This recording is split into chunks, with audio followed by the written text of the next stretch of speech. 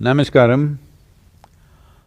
पहलगाम कश्मीर में हुआ ये कायराना आतंकवादी हमला इस बात का संकेत है कि हमें निर्दोष लोगों की सुरक्षा और राष्ट्र की सामान्य सुरक्षा के लिए क्या करने की जरूरत है।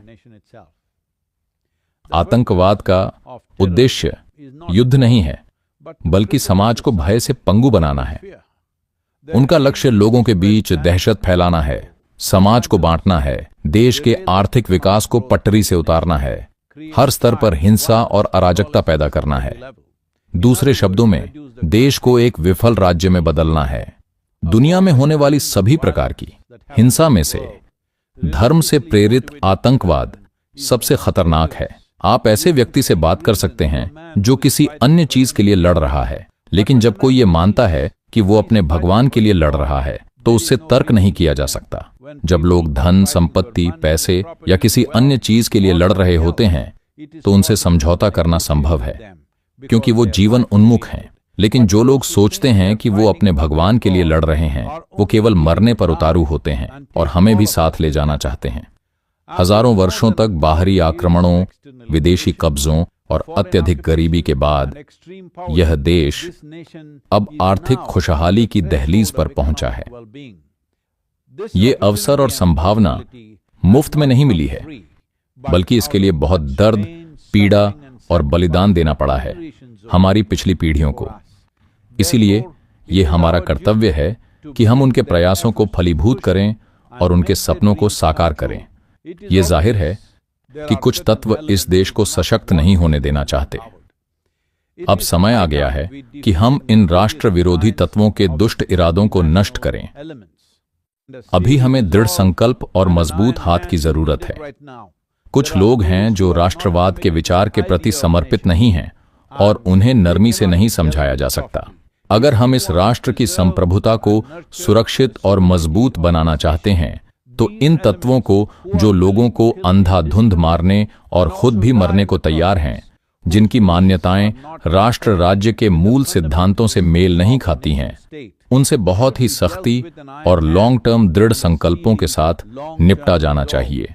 जो भी बंदूक या बम लेकर चलता है, जिसका इरादा सड़क पर किसी को भी मार देने का है, निर्दोष लोग, महिलाएं, बच्चे, उनसे तत्काल कठोरतापूर्वक निपटने की जरूरत है।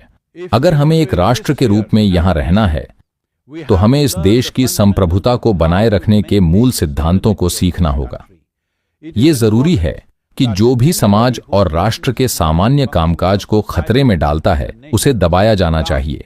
लॉन्ग टर्म समाधान अलग हैं, लेकिन इस भगवान की लड़ाई को पूरी तरह से दबाना होगा। ये मायने नहीं रखता कि ये समाज के किस वर्ग से आता है। ये आतंकवादी हमेशा राजनीतिक मोहरे या किसी और के हाथों की कठपुतली नहीं होते। ऐसे तत्वों का साथ देने वाली ताकतें हमेशा रहती हैं। लेकिन जब कोई कहता है चलो अपने भगवान के लिए लड़ें और लोगों को मारें, चाहे आप सीधे इसमें भाग लें या न लें, जब तक आप ये मानते हैं कि आपका तरीका ही एकमात्र तरीका है, आप इसका हिस्सा हैं।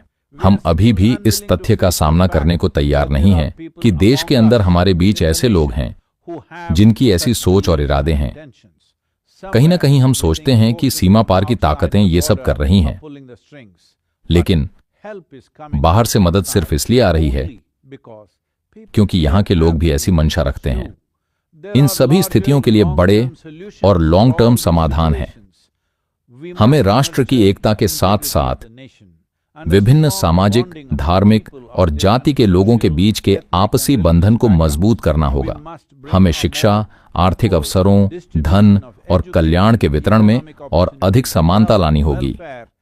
हर एक स्तर पर सामाजिक आर्थिक विकास सभी लोगों तक पहुंचना चाहिए ताकि युवा आतंकवाद की दिशा में न जाएं। समय के साथ इन सभी बातों का ध्यान रखा जाना चाहिए, लेकिन तात्कालिक उद्देश्यों के लिए इन आतंकवादी गतिविधियों को मजबूती से दबाया जाना चाहिए। इस अराजकता का अंत होना चाहिए। बड़े समाधान के रूप में हमें देश और दुनिया में समावेशिता लाने की जरूरत है, व्यक्तिगत और सामाजिक संस्थाओं के स्तर पर। और समावेशिता केवल आध्यात्मिक प्रक्रिया की मूल प्रकृति नहीं है, बल्कि स्वयं जीवन का भी वही आधार और लक्ष्य है।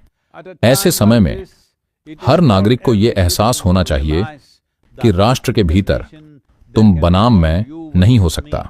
ये मायने नहीं रखता कि हमारे धार्मिक मत क्या हैं, हमारे राजनीतिक संबंध क्या हैं।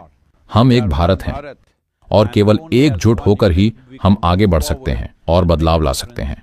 हम अभी उस दहलीज पर हैं कि अगर हम सही चीजें करें तो अगले 10 वर्षों में एक भव्य भारत होगा। आइए इसे संभव बनाएं।